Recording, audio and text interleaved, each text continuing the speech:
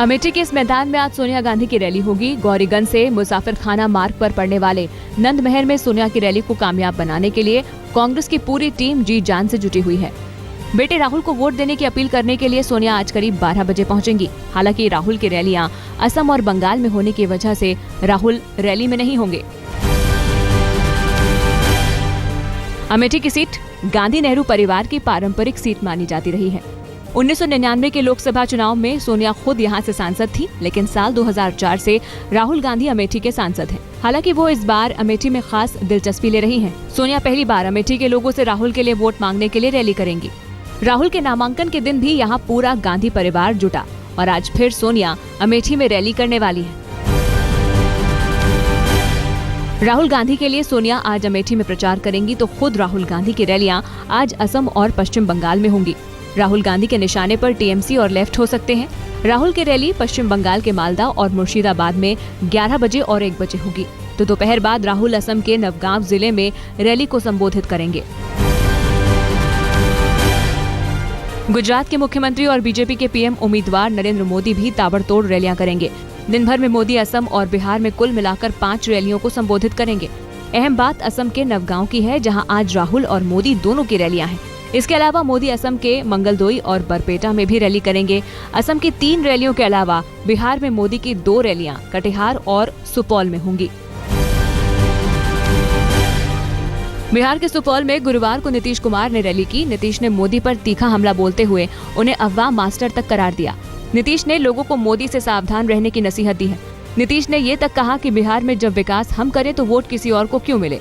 बिहार के इसी सुपौल जिले में जहां नीतीश ने मोदी पर हमला किया, आज नरेंद्र मोदी की रैली है, जहां से वो नीतीश को जवाब दे सकते हैं।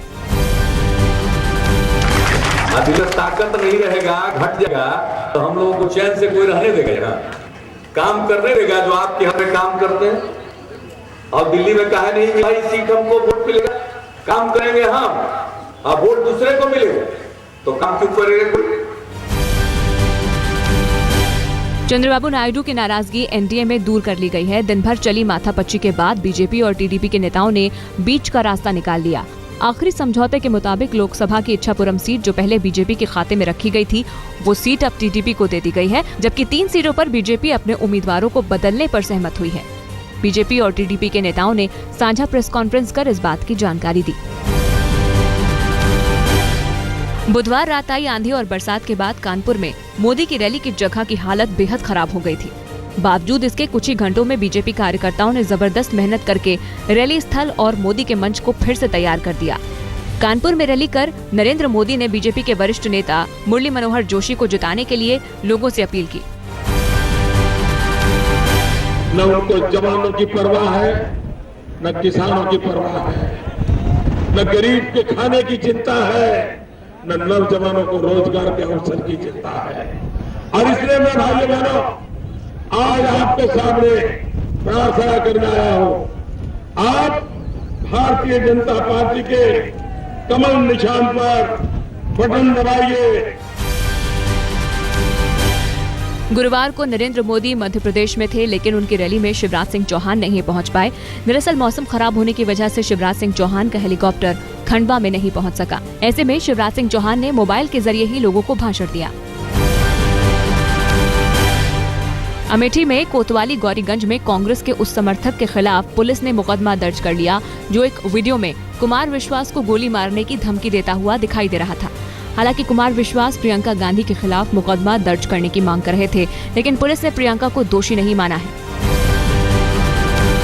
तो इस जांच के आधार पे हमारे अधिकारियों ने जांच करी। जांच के बाद ये प्रथम दृष्टया अपराध साबित होने पे खिलाफ जो है ये विनोद मिश्रा के एक मुकदमा दर्ज किया गया।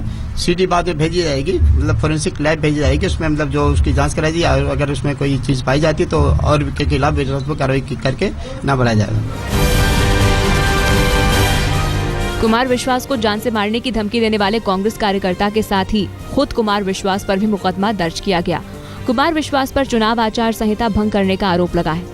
कुमार विश्वास अपने समर्थकों के साथ दिन भर कोतवाली गौरीगंज के सामने कुछ इसी तरह हंगामा करते रहे थे। कुमार विश्वास के साथ शाजिया इल्मी भी थीं और आम आदमी की टोपी लगाए सैकड़ों समर्थक भी थे।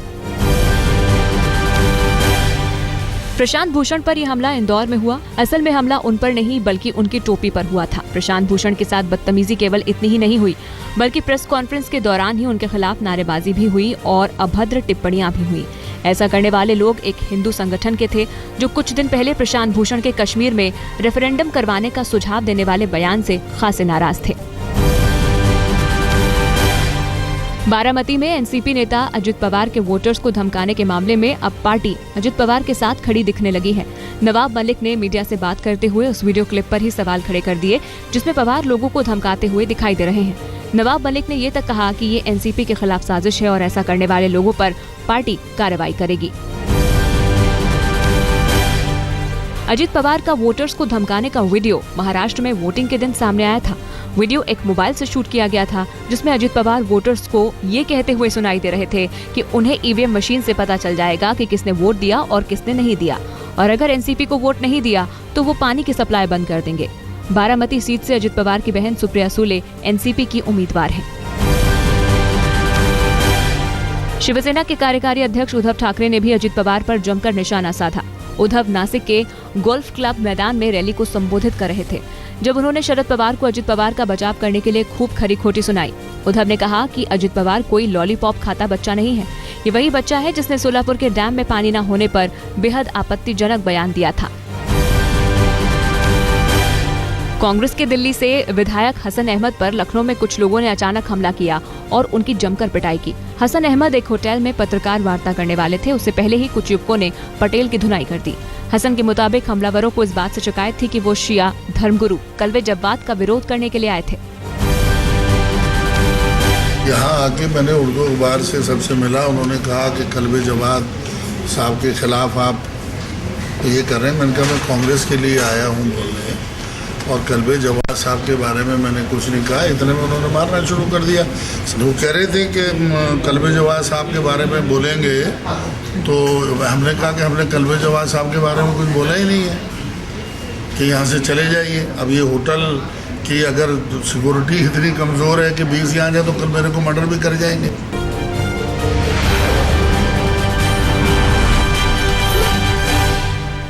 समाजवादी पार्टी के नेता और यूपी सरकार में कृषि मंत्री मनोज पांडे ने बीजेपी नेता उमा भारती को भाभी और बीजेपी नेता कल्याण सिंह को भाई कहकर सबको चौंका दिया। हालांकि अपनी बात कहने में उन्होंने संयम नहीं खोया था। कल्याण सिंह के सरकार गिराने वाले बयान पर उन्होंने कहा कि सरकार गिराने की धमकी देना गैर कानूनी है। उमा भारती जी और बेनी वर्मा जी ये कुछ भी कह सकते हैं और कुछ भी कर सकते हैं। बाकी उत्तर प्रदेश की लोकतांत्रिक रूप से चुनी हुई सरकार है, और लोकतांत्रिक अगर सरकार को कोई गिराने और तोड़ने की बात करता है, ये कानूनी अपराध है। पश्चिम बंगाल के बीरभूम में जिलेटिन स्टिक और दूसरा विस्फोटक सामान बरामद हुआ। ये विस्फोटक उस जगह के बेहद करीब से बरामद हुआ जहां पर ममता बनर्जी की रैली होने वाली थी। हालांकि ममता इस रूट से गुजरने वाली नहीं थी, लेकिन टीएमसी के कई दूसरे नेता इस रूट से आने वाले थे। जाहिर है अगर ये विस्फोटक पकड़ा नहीं जाता तो कोई अनहोनी हो सकती थी। पुलिस ने 2 लोगों को हिरासत में लेकर इस मामले में पूछताछ शुरू कर दी है। जैसलमेर समेत पश्चिमी राजस्थान की सीमा से सटे कई इलाकों में 130 किलोमीटर प्रति घंटे की रफ्तार से आया रेतीला तूफान अपने साथ तबाही लेकर आया। तूफान में एक महिला समेत 3 लोगों की मौत हो गई, जबकि 4 बच्चों समेत 8 लोगों के घायल होने की जानकारी मिली है। तूफान के साथ साथ हल्की बरसात का दौर भी लगातार जारी है। 6.5 किलोमीटर लंबा Santa cruise Chembur link road Mumbaikars के लिए खोल दिया गया। इस लिंक रोड के जरिए सांता क्रूज से चेंबूर की दूरी अब 1 घंटे की जगह महज 10 मिनट की ही रह जाएगी। ये लिंक रोड भारत का पहला ऐसा फ्लाईओवर है जिसका 4 लेन और डबल डेकर बनाया गया है। इसकी लागत 435 करोड़ रुपए आई है। दिल्ली के पृथ्वीराज रोड के बंगला नंबर 11A पर ईडी और दिल्ली पुलिस की टीम जांच के लिए पहुंची। ये बंगला यूपी के एक सरकारी अधिकारी अरुण मिश्रा का है। सबके सामने सवाल ये था कि एक सरकारी अधिकारी 300 करोड़ का बंगला कैसे खरीद सकता है। अरुण मिश्रा पर साल 2005 से साल 2007 के बीच यूपी SIDC में पोस्टिंग पर रहते हुए करोड़ों का घोटाला करने का आरोप है। बरसात में सड़ रहे इस अनाज की तस्वीरें सरकारी लापरवाही की मजमून भर हैं। सुनकर आप हैरान हो जाएंगे कि ये तस्वीरें हरियाणा के सीएम भूपेंद्र सिंह हुड्डा के विधानसभा क्षेत्र की सांपला मंडी की है। लगभग 9,000 क्विंटल गेहूं बरसात में सड़ रहा है, लेकिन अफसर मंत्री सब अनजान हैं। हाल के दिनों में दक्षिण के सुपरस्टार रजनीकांत और फिल्म स्टार विजय से हुई बीजेपी के पीएम उम्मीदवार नरेंद्र मोदी की मुलाकात को बीजेपी भुनाने की पूरी तैयारी कर चुकी है। दोनों के गाने गाड़ियों में बजाए जा रहे हैं ताकि लोगों को साउथ के सुपरस्टार के नाम से जोड़कर पार्टी के लिए वोट मांगे जा सके।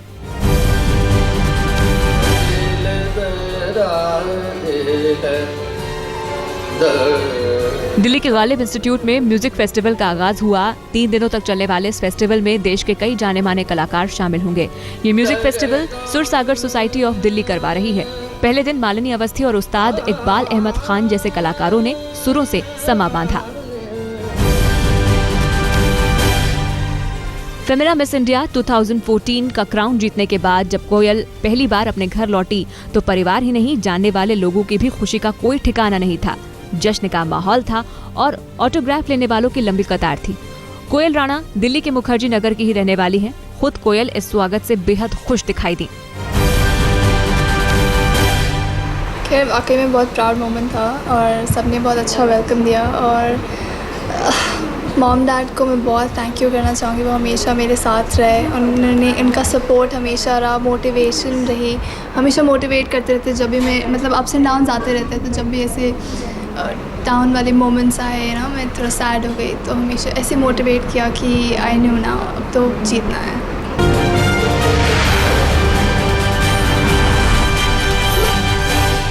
एक मशहूर टीवी संस्थान के एनिमेशन स्टूडेंट से रैगिंग के मामले में संस्थान पर मामले को दबाने की कोशिश करने का आरोप लग रहा है। संस्थान का कहना है कि ये मामला बच्चों के आपसी झगड़े का है। तीनों आरोपी छात्र अब भी फरार हैं, जबकि पीड़ित छात्र के घर वालों का कहना है कि उनका बेटा सदमे में है।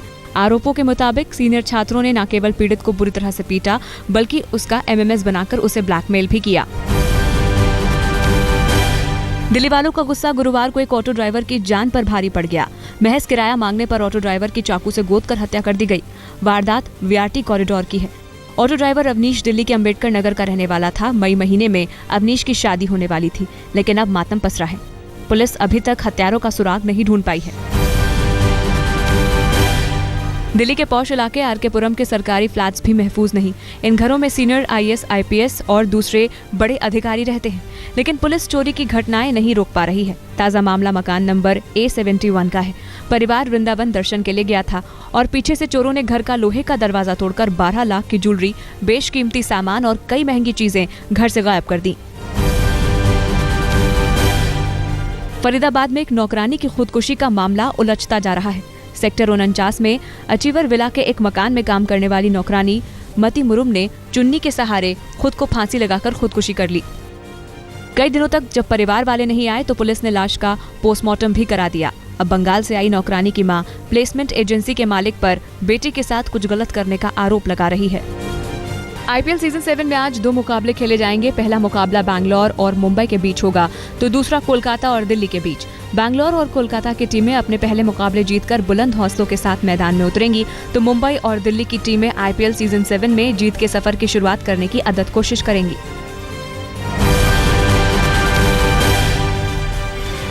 गुरुवार को हुई चेन्नई और पंजाब की भिड़ंत में पंजाब ने चेन्नई को 6 विकेट से हरा दिया। पहले खेलकर 205 रन का स्कोर खड़ा करने के बावजूद धोनी की सेना जीत से दूर ही रही। पंजाब की तरफ से मैक्सवेल ने 43 गेंदों पर 95 रन बनाए, तो रही सही कसर मिलर ने 37 गेंदों पर 54 रन बनाकर पूरी कर दी। जीत के लिए जरूरी 206 रन पंजाब ने 7 गेंद बाकी रहते ही बना लिए।